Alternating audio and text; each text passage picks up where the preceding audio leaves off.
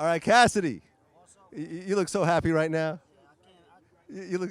I'm celebrating right now, man. You see, I got the bottles. We out here, we doing it big, man. I'm out here in LA, Cali.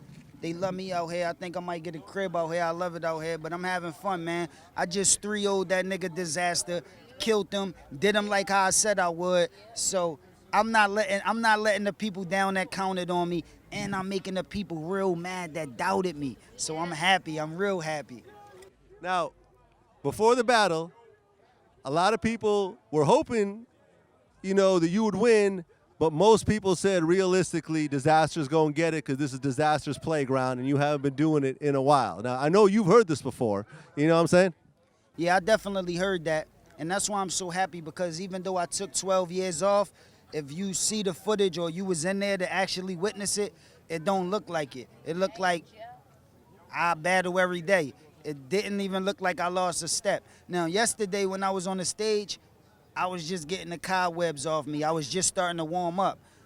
But it was already off me on the stage, so the day I came in like a grizzly, like the old cast that niggas remember.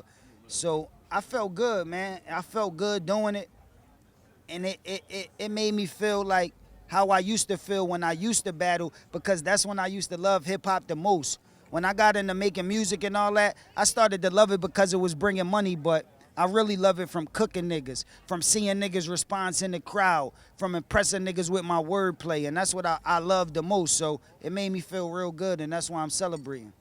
One of the things in that battle that stood out was the Dizaster imitation. Like how did you put that together, and how did that idea come together? Well, I watched a couple of Dizaster battles, and I seen nobody never did it, and certain people might have did a line or two, like maybe trying to, but they couldn't really get it like how I did it. So I figured if I imitated him and showed people that what he do is not that crazy, it just might sound like it's crazy. And if I do it, I could do it even better. I just choose not to go down that lane, then it'll make the battle even doper. So that's what I did. What was the whole issue with the calling of the time? Because it seemed like both sides were calling time on each other, which kind of took away from the battle.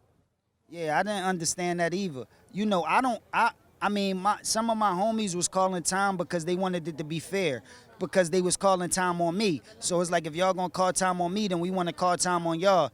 But in the contract, it said 3 to 5 minutes, the first 2 rounds, and the last round was unlimited. So that's what I planned for, 3 to 5 minutes, the first 2 rounds, last round unlimited. And while I'm rapping, they calling time.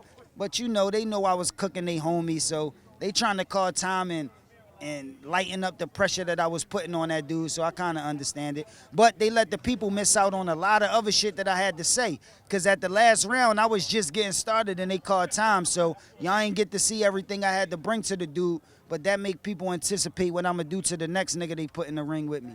Okay, so speaking of that, now are you already making plans to do this again, or is this going to be another 12-year gap between your next battle?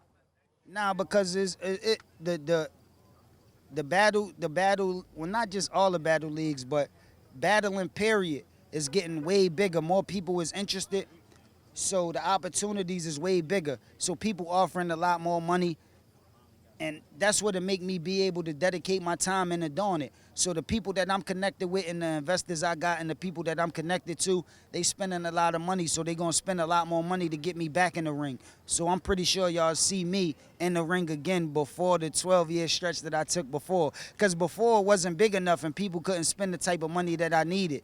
But now it's getting bigger and bigger, so people got, larger purse to bring to the table to get me in the ring. I mean, last time you and I talked, when you first announced the battle, you said you didn't care who you're going to battle as long as they bring the money up, you battle anybody. I remember when I told you I turned down, I don't know if I told you I turned down the 40 or the 100. I think it was the 40.